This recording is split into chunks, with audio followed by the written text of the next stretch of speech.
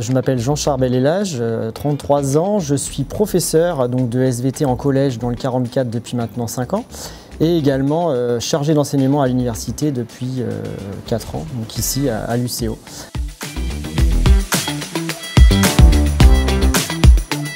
Alors chargé d'enseignement, donc comme son nom l'indique, je suis chargé d'enseigner aux étudiants. Concrètement, à l'UCO, moi je suis plutôt prof d'ETP entre guillemets, donc c'est-à-dire que je vais gérer tout ce qui est travaux pratiques, les dissections par exemple pour les étudiants de licence 1, licence 2. Je vais aussi être là pour les bachelors éco-managers environnemental où je vais leur faire des rappels un peu, des remises à niveau de terminale scientifique. Et puis j'ai également comme rôle depuis 2 ans une nouvelle unité d'enseignement qui s'appelle Phonistique, où là j'ai dû la créer toute pièce.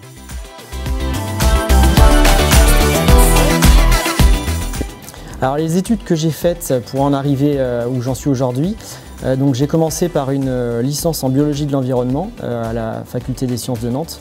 Ensuite, j'ai effectué 2 masters. Le premier master en écologie des ressources naturelles ici à l'UCO. Et puis également à l'UCO par la suite, le master métier de l'enseignement, de l'éducation et de la formation pour les métiers du professeur.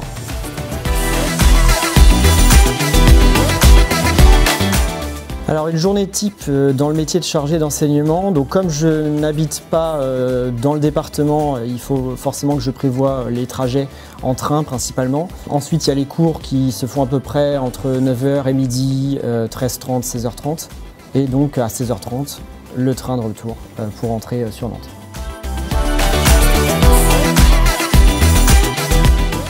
Le conseil que je pourrais donner à celles et ceux qui voudraient emprunter cette voie du professorat, foncez en fait. Foncez parce que bon, on entend partout qu'on a besoin d'enseignants, etc. C'est une réalité.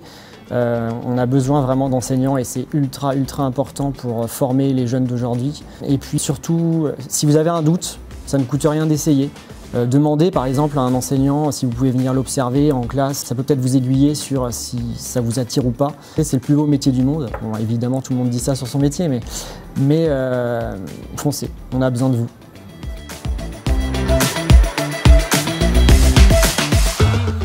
Ce serait donc l'emoji avec les étoiles dans les yeux.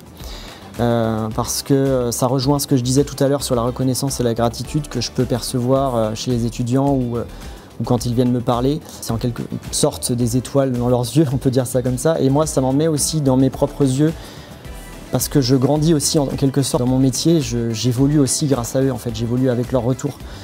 Donc voilà, c'est ce que ça m'inspire, ces étoiles, cette progression, cette chose qu'on s'apporte en fait mutuellement.